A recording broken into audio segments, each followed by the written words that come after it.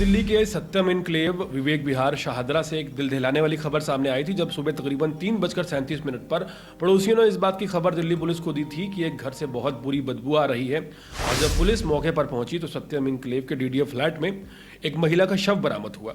हैरानी इस बात की थी कि जो महिला का शव बरामद हुआ था वो एक ट्रॉली बैग में डाला गया था, उसे ऊपर से कंबल से लपेट दिया गया था, फिर उसे दीवान में डाल दिया गया था और फिर दीवान के ऊपर अगरबत्ती जला दी गई थी।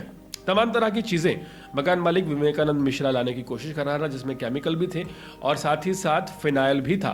बार बार इन चीज़ों का छिड़काव किया जा रहा था ताकि बदबू ना फैले, लेकिन अचानक बदबू फैल गई और ये बात सभी को पता चल गई। पुलिस ने विवेकानंद मिश्रा को हिरासत में लिया। विवेकानंद मिश्रा ने ऐसा बयान दिया, पुलिस उलझती चली गई। विवेकानंद मिश्रा ने शुरुआत में यह बताया कि होमोसेक्सुअलिटी की वजह से, गे कल्चर की वजह से इस वारदात को अंजाम दिया गया है। महिला का नाम अंजलि बताया जा रहा है, जिसकी उम्र तकरीबन 30 से 35 साल थी। और जो शुरुआती बयानबाजी विवेकानंद मिश्रा के द्वारा की गई उसी पर फिलहाल मोहर लगती नजर आ रही है। एडिशनल डीसीपी नेहा यादव ने इस बात की जानकारी दी थी कि आरोपी जो हैं वो बरगलाते हुए और उलझाते हुए नजर आ रहे हैं। लेकिन हाल फिलहाल की अगर बात की जाए तो इस मामले में दिल्ली पुलिस ने 4 आरोपियों को गिरफ्तार किया है। इन 4 आरोपियों में सबसे पहला आरोपी दिल्ली से गिरफ्तार किया गया, जिसका नाम विवेकानंद मिश्रा है, जिसकी उम्र 65 साल है, जो कि मकान मालिक था।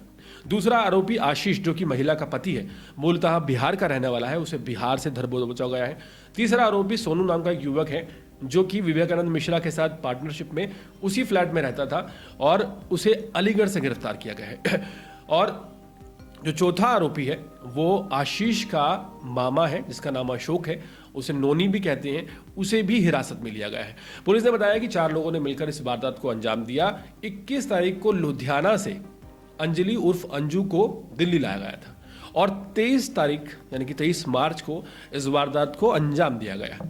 मिली जानकारी के मुताबिक आरोपियों ने इस बात का बताया है कि जिस वक्त महिला ने इन 4 लोगों को अंतरंग होते हुए यानी कि फिजिकल होते हुए देख लिया, जो इस बात का विरोध किया और विरोध करते ही महिला शोर मचाने लगी और शोर मचाने से घबरा गए जब ये 4 लोग, तो किसी एक ने महिला के सिर पर ईंट से हमला कर दिया। ईंट से हमला करने के बाद महिला पहले बेहोश हो गई और फिर उसी वक्त महिला की जान चली गई। इस पूरे मामले को दबाने के लिए आरोपी प्लान बना रहे थे, किसी तरह से उसके शव को ठिकाने लगा देंगे और ये बात बाहर नहीं जाएगी। लेकिन जहां एक तरफ जो अशोक है, उसके पति का मामा, वो उपाय इंटरनेट पर ढूंढ रहा था, ये बाकी लोग जो थे, जिसमें से एक विवेकानंद मिश्रा को छोड़कर ये अपने अपने होम टाउन को फरार हो गए और इसमें अकेला विवेकानंद मिश्रा रह गया, जिसकी उम्र 65 साल थी और वो अकेला ही पूरे मामले को निपटाने की कोशिश करता रहा।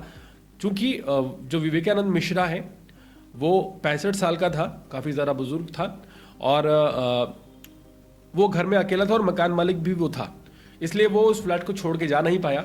पुलिस ने उसको हिरासत में ले लिया है। हाल फिलहाल 4 आरोपियों को गिरफ्तार किया गया है। दिल्ली में ये अपने आप में एक अलग मामला है, जहां महिला को इसलिए नहीं मारा गया क्योंकि महिला का चरित्र खराब था या महिला टोका टाकी करती थी, झगड़ा करती थी, लड़ाई करती थी या महिला का किसी और से अवैध संबंध था।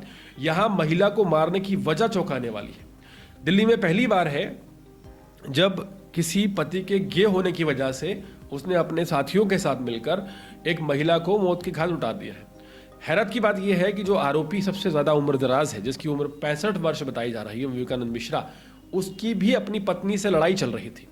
तो यहाँ पर जब अंजलि उर्फ अंजू ने तमाम फोटोग्राफ्स और सोशल मीडिया अकाउंट्स देखे, जो अकाउंट्स इन 4 लोगों ने बना रखे थे, जिसमें अभय कुमार और आशीष का अकाउंट था, विवेकानंद मिश्रा का अकाउंट था और सोनू का अकाउंट था, तब वो इस बात का विरोध करने लगी कि ये गे कल्चर जो है ये गलत है और इस प्रक्रिया को उन्हें नहीं करना चाहिए।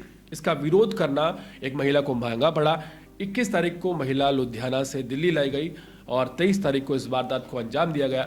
35 वर्षीय महिला अंजलि की जान लेने वाले 4 लोगों को दिल्ली पुलिस ने हिरासत में ले लिया है। आगे की इन्वेस्टिगेशन जारी है।